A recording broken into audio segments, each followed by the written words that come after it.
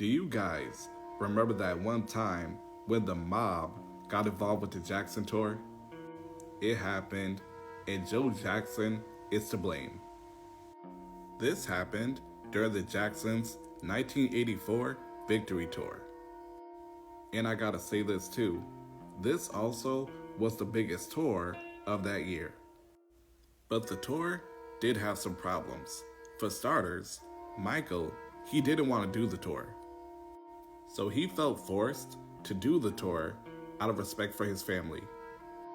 And then Joe is hiring people left and right, and Michael, he wasn't a fan of that.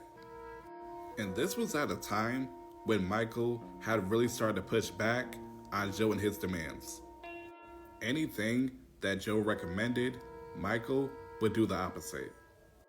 So Joe had hired Norby Walters, and he was already in the music industry, and he was going to do something for the Victory Tour.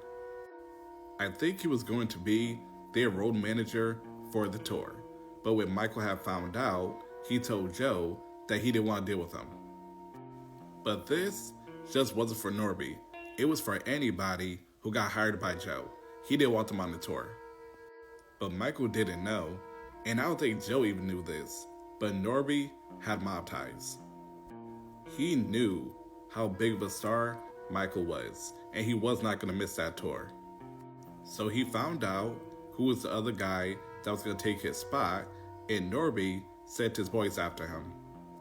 He was going to get paid regardless, and that's basically how the conversation went. Norby had muscled the guy into giving him a cut of his money. I don't know if Michael or Joe ever found out about this, but it happened for sure.